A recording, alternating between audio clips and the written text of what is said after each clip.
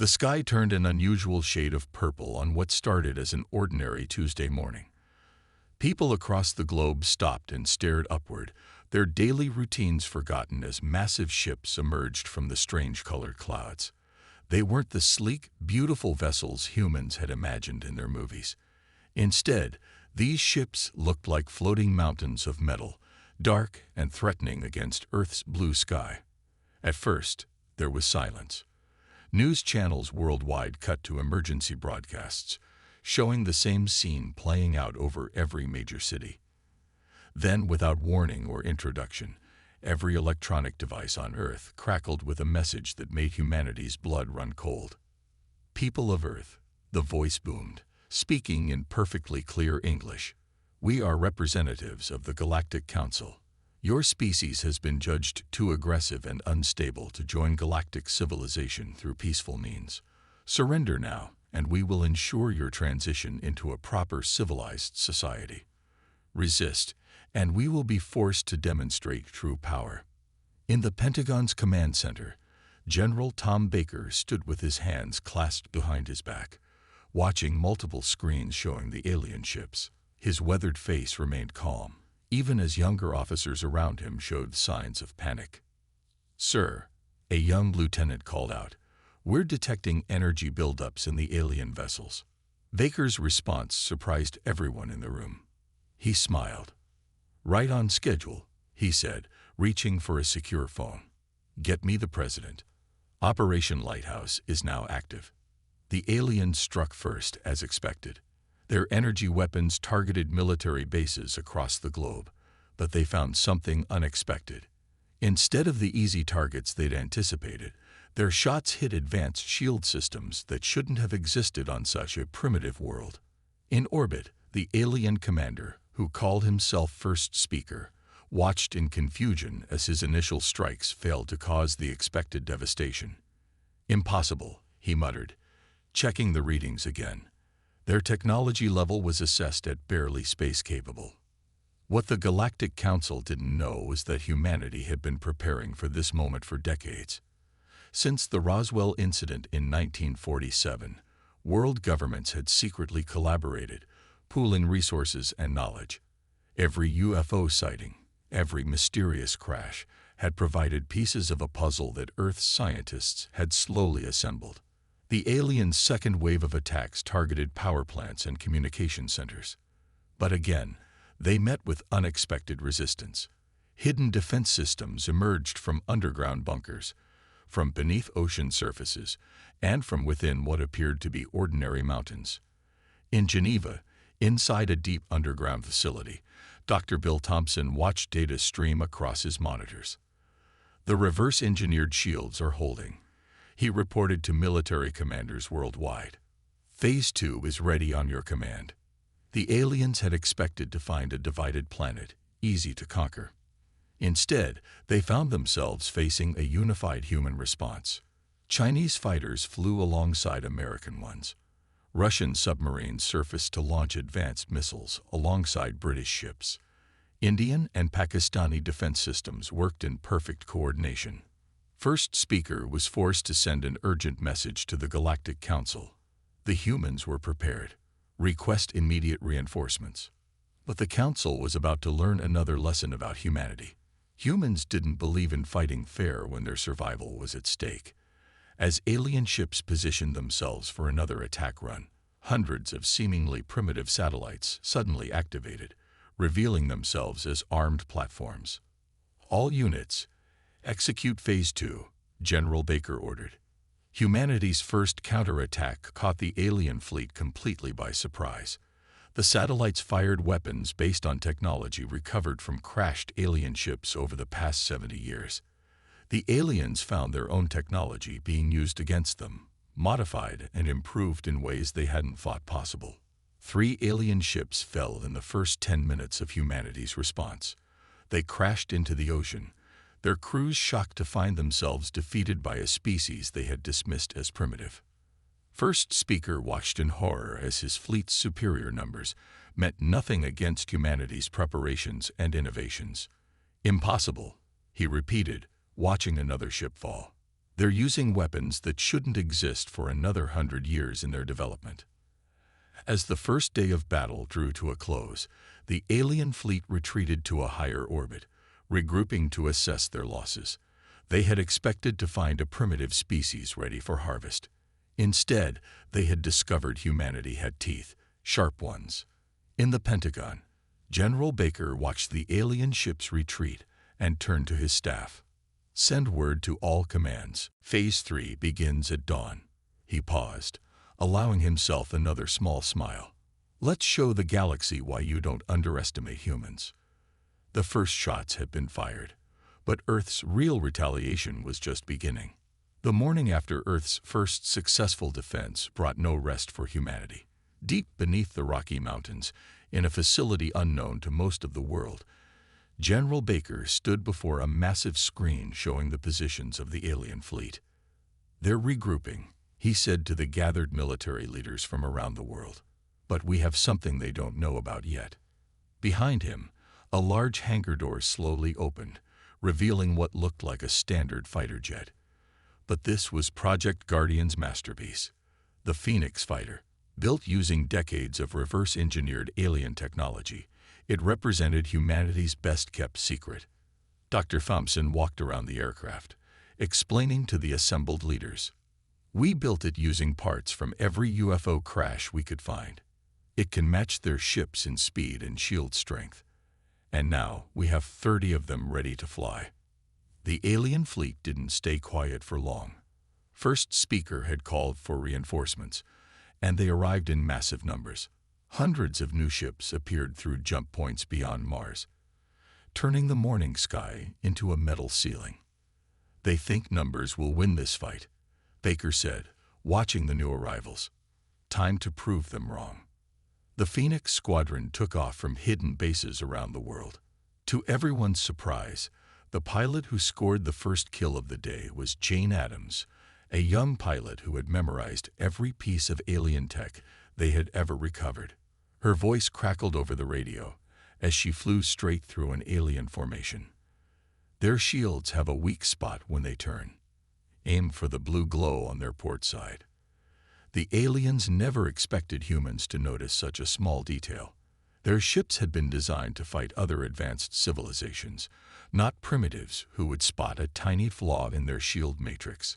One by one, alien ships began falling to the new human fighters. In orbit, First Speaker watched in growing horror. "Impossible. They're using our own technology against us." He slammed his hand on his command console. "How did they build those fighters?" The answer came from an unexpected source. One of his own officers spoke up, her voice shaking. "Sir, I've analyzed their weapons.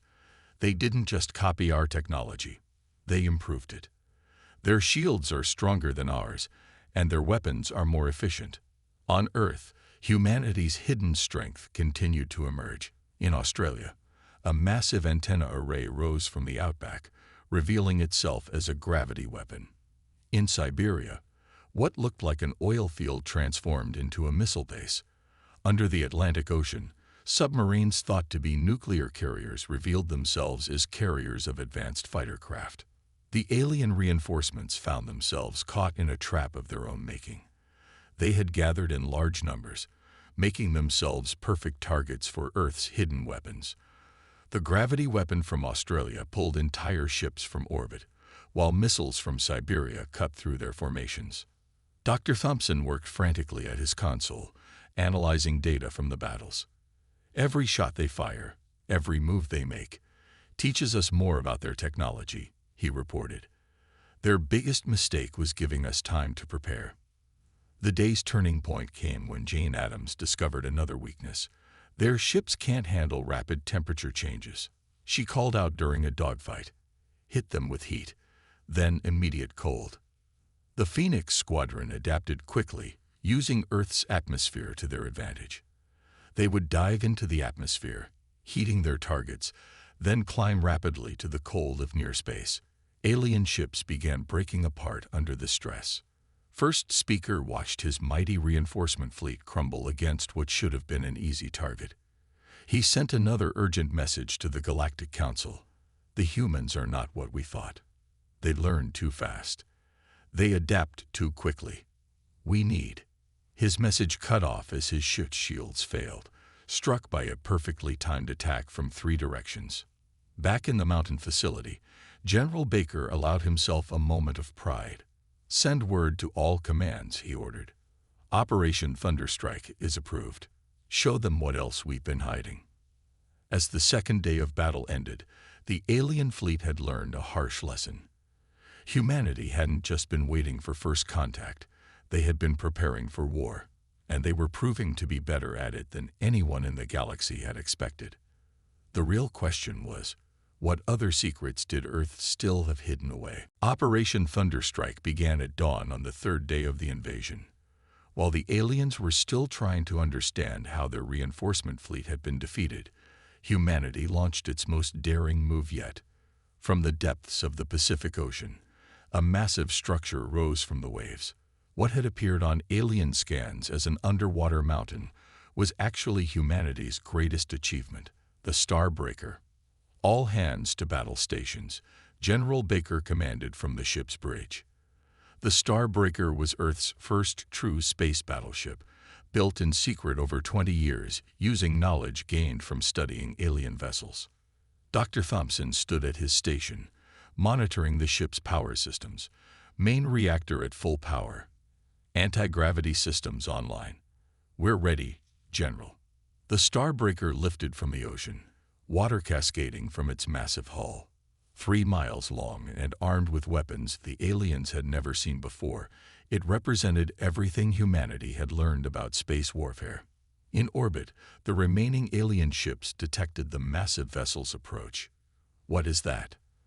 First speaker's replacement, second speaker, demanded. Their planet showed no signs of such technology. The Starbreaker's first shot answered his question. A beam of concentrated energy, combining human nuclear technology with alien power systems, cut through 3 enemy ships at once. The alien fleet scattered, their formation breaking apart in panic. Jane Addams led her Phoenix Squadron alongside the massive ship. "Phoenix Squadron, form up. Don't let them regroup." The aliens discovered another surprise. The Starbreaker wasn't just a weapons platform, it was a carrier. From its massive hangars emerged hundreds of fighters, each one piloted by Earth's best. "They hide their strength," an alien officer reported, his voice shaking. "Every time we think we understand their capabilities, they reveal more." General Baker watched the battle unfold on his command screen. "Launch the drones," he ordered. Thousands of small, unmanned craft poured from the Starbreaker's launch bays. These weren't simple remote-controlled vehicles. They were powered by advanced AI systems, another secret Earth had kept hidden. The alien fleet found itself caught between 3 forces: the Starbreaker's massive weapons, the Phoenix Squadron's superior fighters, and swarms of AI drones that seemed to predict their every move. Dr. Thompson's voice rang out across the bridge. "General, we're detecting energy signatures. They're trying to open a jump point for retreat." Baker smiled. "Not this time. Activate the gravity anchors." This was humanity's masterstroke. Hidden satellites around Earth's orbit activated, creating a gravity well that prevented faster-than-light travel. The alien fleet was trapped. "Impossible," second speaker shouted as his ship's jump drive failed. "This technology shouldn't exist in this sector of space." Jane Addams led her squadron in another attack run. "Their shields are failing. Push the advantage." The battle that followed would be remembered for centuries. Earth's forces, led by the Starbreaker, methodically took apart the alien fleet. Every trick the aliens tried was countered. Every tactic they attempted was predicted and defeated. From his command chair, General Baker watched as the alien fleet's numbers dwindled. "Send the message," he ordered. "Let the Galactic Council know exactly what they're dealing with." The message was broadcast on all frequencies in all known alien languages to the Galactic Council. "You thought Earth was defenseless. You thought we were primitive. You were wrong. We are humanity, and we have only shown you a fraction of our strength. The next move is yours. Second speaker, watching his fleet burn, sent his final transmission to the council. They are not primitives. They are not weak. They have been watching us, learning from us, preparing for us. And now they are coming for you. As the third day of battle ended, the alien fleet had been reduced to floating debris. The Starbreaker hung in orbit, a clear symbol of Earth's power and preparation. Dr. Thompson approached General Baker with new data. "Sir, we've decoded their communications. The Galactic Council is in chaos. Some members are calling for peace talks. Others want to send their entire fleet." Baker nodded, looking at the stars beyond Earth's orbit. "Let them come. Operation Thunderstrike was just the beginning. Now we take the fight to them." Earth had not just defended itself. It had revealed itself as a power that would shake the galaxy to its core. And the real war was just beginning. The Great Hall of the Galactic Council erupted into chaos. The massive circular chamber, home to representatives from 500 alien species, had never seen such disorder in its 1,000-year history. High Counselor Rex, an elderly alien with silver skin, banged his ceremonial staff against the floor. "Order. We must have order." But order was the last thing on anyone's mind. The defeat of 2 fleets by a supposedly primitive species had shaken the very foundation of galactic politics. Counselor John Smith, the first human representative to ever stand in these halls, walked to the center of the chamber. As a former diplomat, he had been chosen to speak for Earth. His simple black suit stood out among the elaborate robes of the alien representatives. "Members of the Council," he began, his voice calm but firm. "You attacked us without warning. You thought we were weak. That was your first mistake." Images appeared in the air around him, showing the Battle of Earth, the Starbreaker rising from the ocean, Phoenix fighters destroying alien ships, Earth's hidden defenses emerging to protect the planet. "Your second mistake," Smith continued, "was assuming we hadn't noticed your ships studying our world over the past century. We saw you. We learned from you. We prepared for you." In the upper tiers of the chamber, Counselor Ben, representing a peaceful species known for their wisdom, stood up. "The attack on Earth was not authorized by the full council," he announced. "I demand an investigation." This revelation sent new waves of shock through the assembly. Several counselors began shouting at once. Who ordered the attack? Who bypassed council authority? Why was Earth really targeted? Dr. Thompson, who had accompanied Smith as Earth's scientific advisor, activated another hologram. This one showed mineral surveys of Earth, revealing deposits of rare elements essential for faster-than-light travel. "We know the truth," Smith said. "Certain members of this council wanted our resources. They thought eliminating humanity would be easier than negotiation." High Counselor Rex's silver skin turned a pale white, a sign of guilt in his species. Before he could speak, his own security team moved to surround him. "The evidence is clear," Ben announced. High Counselor Rex and his supporters orchestrated this attack for personal gain. They must be removed from power immediately. The chamber's mood shifted. Many species had long suspected corruption in the Council's highest ranks, but none had dared to challenge it. Now, with humanity's dramatic entrance into galactic politics, everything was changing. "Earth demands justice," Smith stated. "But we also offer friendship to those who truly desire peace." Several counselors moved to stand beside Smith, showing their support. Among them were representatives from the most advanced civilizations in the galaxy. "The humans have shown us something important," Ben addressed the assembly. "They proved that technological advancement alone does not determine a species' strength. It is their unity, their adaptability, and their determination that make them powerful." Dr. Thompson stepped forward with another revelation. "We've already begun sharing our innovations with friendly species. Our improvements to shield technology and AI systems are available to those who wish to work with us as equals." This offer sent ripples of excitement through the chamber. Many species had already analyzed Earth's modifications to standard galactic technology. The improvements were significant. High Counselor Rex, now under guard, finally spoke. "You don't understand what you're doing. The old order maintained peace." "No," Smith interrupted. "It maintained control. There's a difference. Earth proposes a new way. True cooperation between equals." Ben raised his hands for attention. "I move for an emergency vote. We will create a new council leadership, one that includes Earth as a full member." The vote was quick and decisive. Centuries of hidden corruption crumbled in minutes. As the session ended, Earth had not just earned its place among the stars, it had changed the very nature of galactic politics. Smith looked out at the chamber, now filled with both allies and former enemies. "This is just the beginning," he said to Dr. Thompson. "Now we show them what humanity can really do when we work together with others." The galaxy would never be the same, and somewhere on Earth, General Baker and his forces remained ready, just in case anyone else doubted humanity's strength. While Earth's diplomats worked in the council chambers, a different kind of meeting was taking place aboard the Starbreaker. General Baker stood before a holographic display showing the locations of all remaining hostile forces in the galaxy. "They're gathering for one final attack," he said to his assembled commanders. "The corrupt council members who escaped are desperate. They've hired every mercenary fleet they could find."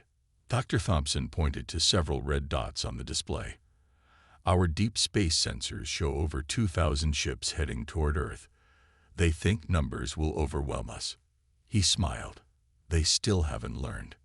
Jane Addams, now promoted to squadron commander after her success in the earlier battles, stepped forward. "The Phoenix fighters are ready. We've trained another 1,000 pilots using the combat data from our previous victories." But Earth had an even bigger surprise waiting. In orbit around Mars, hidden from all alien sensors, was humanity's newest weapon. The Planet Breaker Array. 3 massive ring-shaped structures, each powered by the combined knowledge of human and alien technology. "All stations report ready," Dr. Thompson announced. "The array is fully charged." General Baker nodded. "Send the warning message. Give them one chance to retreat." The message was simple. "This is Earth Command. Your fleet approaches Earth space. Turn back now or witness humanity's full strength." The enemy fleet, led by the corrupt former council members, responded with laughter. Their commander, a mercenary leader known only as the War Master, sent back a mocking reply. "You got lucky before. Numbers don't lie. Your world ends today." "They never learn," Baker sighed. Launch Operation Thunderstrike Phase 2. The battle began with a surprising move. Earth's forces pulled back, appearing to retreat. The enemy fleet pursued, exactly as planned. "They're in position," Jane reported from her fighter. "All units ready." Dr. Thompson worked at his console. Array power at maximum. Target lock confirmed. "Now," Baker ordered. The rings of the Planet Breaker Array began to spin. Energy coursed between them, building to levels never before seen in the galaxy. The enemy fleet, too focused on their pursuit of Earth's forces, didn't notice the danger until it was too late. A massive beam of energy shot from Mars orbit, cutting through space itself. When it hit the enemy fleet, ships didn't just explode. They simply ceased to exist, their matter converted to pure energy. By the stars, the War Master gasped, watching a third of his fleet vanish in seconds.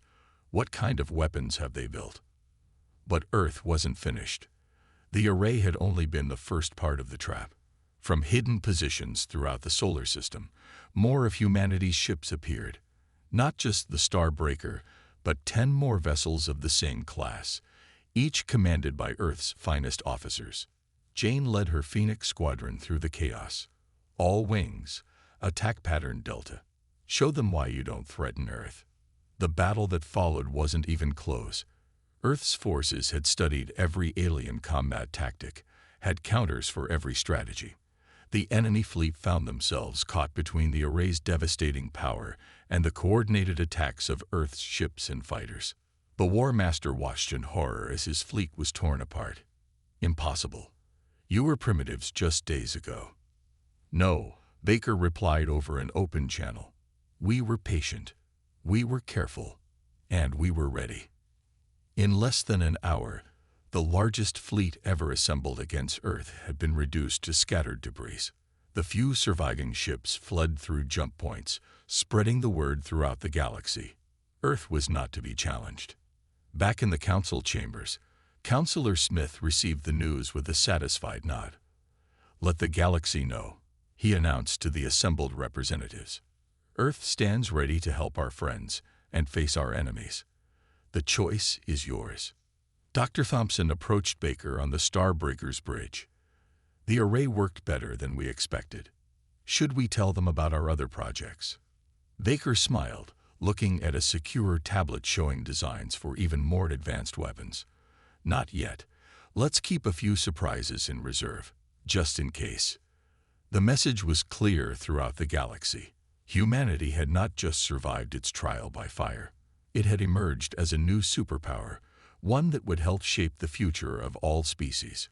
And they were just getting started. The captured database from the War Master's flagship revealed secrets that shook the galaxy. Dr. Thompson worked for hours in his lab aboard the Starbreaker, decoding files that explained why Earth had really been targeted. General Baker, Counselor Smith, he called urgently. You need to see this. The two leaders gathered around his screen. What they saw made even Baker's experienced face grow pale. They weren't just after our resources, Thompson explained, pointing to the decoded data. Earth sits on top of something far more valuable, a natural gateway between galaxies. Smith leaned closer to the screen. What exactly does that mean? Deep beneath Earth's crust, Thompson explained, bringing up more images, there's a natural phenomenon, a point where space itself is thinner. The corrupt council members didn't want our minerals. They wanted to build a massive jump gate using Earth's special location. Baker's eyes narrowed. And they needed to remove humans first because building it would have destroyed the planet, Thompson finished. They were going to sacrifice Earth and all of humanity just to make faster space travel possible. The news spread quickly through Earth's leadership. In the General Assembly of the United Nations, now serving as Earth's unified government, representatives from all nations gathered to hear the truth. Jane Addams, invited to speak due to her role in the battles, stood before them. We thought we were defending ourselves from simple invasion, she said, but we were actually stopping our own extinction. Meanwhile, in the Galactic Council chambers, the revelation caused another kind of chaos. Many species had homes near Earth's sector of space. The idea that corrupt leaders had planned to risk their worlds with such a massive project sparked outrage. Counselor Ben called for an emergency session. We need complete transparency, he announced. Every secret project, every hidden plan must be revealed. The investigations uncovered more shocking truths. The corrupt council members had similar plans for other worlds. Earth wasn't the first planet they had targeted, just the first one that had successfully fought back. In his cell, former High Counselor Rex faced questioning. You don't understand, he insisted. The gateway would have revolutionized space travel. What's one primitive world compared to that? Smith, watching the interrogation, replied coldly. You still don't get it. Earth isn't primitive. We were just quiet, watching, learning, preparing. Dr. Thompson made another discovery in the files. They've been visiting Earth for centuries, he explained to Baker. Those weren't random UFO sightings people reported. They were survey teams looking for the best way to take control of our planet. But humanity's thorough preparation had turned their plans upside down. Every secret visit had been monitored. Every piece of dropped or crashed technology had been studied. Earth had used the Council's own long-term planning against them. In the UN Assembly, world leaders voted on a new proposal. Earth would help develop safe alternatives for faster space travel. Human scientists, who had already improved so much alien technology, would lead the research. We'll find a better way, Smith announced to the Galactic Council, one that doesn't require destroying worlds. The corrupt council members' plan had backfired completely. Instead of removing humanity from the galaxy, they had given humans the tools and motivation to become one of its leading powers. Baker, standing on the Starbreaker's observation deck, watched Earth below. All those years of preparation, he said to Jane and Thompson as they joined him. All the secret projects, the hidden weapons, the reverse engineering. We thought we were getting ready to defend ourselves from conquest. Instead, Jane added, we were stopping something much worse. Thompson nodded, holding up his tablet with more decoded files. And there's still more to uncover. The files suggest other worlds might be in danger from similar plans. Baker straightened his uniform. Then we have work to do. Earth fought back and won. Now it's time to help others do the same. The galaxy was changing. The old corrupt order was falling, and in its place, a new alliance was forming. One with humanity as its protective shield. And Earth still had more surprises ready, just in case anyone else got dangerous ideas about gateways between galaxies. 1 year after Earth's successful defense, the galaxy had changed dramatically. The Galactic Council Chamber, once a place of secret deals and corruption, now buzzed with honest activity. Above the main platform, Earth's flag flew proudly alongside those of other worlds. Councillor Smith stood at the central podium, addressing representatives from over 500 species. Today marks the first anniversary of what we now call the Great Revolution, he began. But we're not here to celebrate a war. We're here to celebrate peace. Behind him, screens showed images from across the galaxy. Earth ships, led by the Starbreaker, patrolling trade routes to stop pirates. Phoenix Squadron fighters teaching their techniques to other worlds' defense forces. Dr. Thompson sharing improved technology with alien scientists. In 1 year, Smith continued, we've helped 20 worlds upgrade their defenses. We've stopped 3 attempts at planetary exploitation. And most importantly, we've shown that species can work together as equals. General Baker, now Supreme Commander of the Combined Defense Fleet, stood with other military leaders. The fleet now included ships from 30 different worlds, all working together to protect galactic peace. Report from Deep Space Patrol, Jane Addams announced, walking quickly to Baker's position. Now an admiral, she commanded the Phoenix operations across the galaxy. The last of the corrupt council members has been captured. Their hidden bases are all found. Baker nodded. And the Gateway Project? Dr. Thompson's team found a solution. She replied with a smile. Show them, Doctor. Thompson stepped forward, activating a hologram. Instead of one massive gateway that would destroy planets, we've developed a network of smaller gates, safer, more efficient, and most importantly, no worlds need to be sacrificed. The gathered species applauded. Earth scientists had solved a problem that had troubled the galaxy for centuries. In the chamber's upper levels, Councillor Ben watched with satisfaction. They've accomplished more in 1 year than the old council did in 100, he said to his colleagues, and they did it without threatening a single world. The Starbreaker, now the flagship of the combined fleet, orbited nearby. Its very presence reminded everyone how quickly humanity had risen from a primitive species to a galactic superpower, but Earth used its strength to protect, not dominate. We're detecting unusual activity near the galactic core, a young officer reported to Baker. Signs of an advanced civilization we haven't met yet. Baker smiled. Send them our standard greeting. Let them know they're welcome to join us, as long as they come in peace. Earth's message to new civilizations was simple.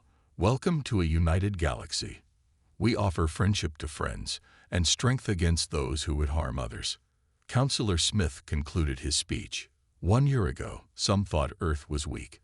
They thought we were primitive. That was their mistake. But our strength isn't in our weapons or technology. It's in our unity, our determination, our willingness to help others. Dr. Thompson approached with his latest report. The new defense systems are operational on all allied worlds. No one will ever threaten to destroy a planet for resources again. Jane Addams added her own news. Phoenix Squadron has graduates from 50 different species now. They're all learning to work together, protect each other. In Earth orbit, the Planet Breaker Array had been transformed. No longer a weapon, it now powered the network of safe transport gates, connecting friendly worlds across the galaxy.